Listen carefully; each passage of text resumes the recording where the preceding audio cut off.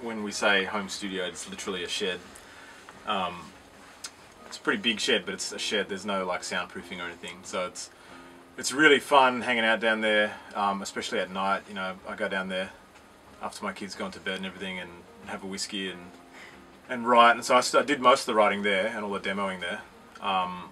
And it's like having a big man cave, really, where I can sort of, you know, and I've got all my instruments down there, so I can jump onto different instruments and experiment with what I wanted to do. So it was great. It was just freedom, really. That was the main thing about it. It was just having the freedom, which I hadn't had for quite a few years.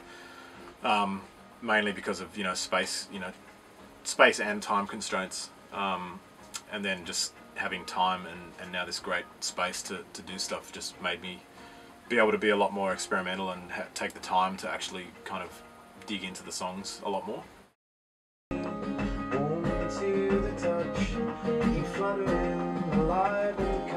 Calloused with the carefulness that keeps the little leavings in the dark. 1 minute I didn't have any songs, and then I just felt like I blinked, and then I had like 20 songs ready to go. I did write a lot of them on the road. There's been, yeah, like there's a song called Horse's Head, which I remember, like, you know, practicing in soundcheck in Coffs Harbour and stuff like that. And I mean, that always happens. And there's a song that I called Stories That Get Told that I remember starting when I lived at Bronte in Sydney at the beach, and I remember like pushing my son in his stroller down to the beach, and I was like thinking of the song going over and over in my head, and then I just kind of left it for a long time, and then moving house and getting this space and everything seemed to reinvigorate that particular song, and it just kind of took off again, and I finished it really quickly after that. So I always do a lot of writing on tour, and that was the same with this one, but then really having the space, having my studio set up again was like a breath of fresh air for getting, you know, stuff finished, because I had like loads and loads of bits and fragments that I'd written on the road, and I record them all in my phone and whatever, and then it's a matter of kind of going through and seeing if they still have promise, or if they're worth pursuing.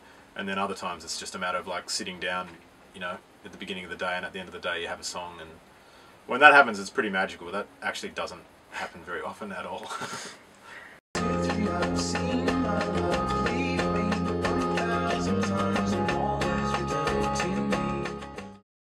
Well, the writing with all those guys was really fun, and you know, I felt really blessed to be able to just call up these amazing talents and be able to get them to come over and hang out and write. At this point, I think the song I did with Holly's going to be on the record, and I'd love it if it's going to be on the record. I'd love it to be like a featuring thing, which she's kindly said yes to. So that, yeah, at this point I reckon that's one of the ones that'll end up on the record.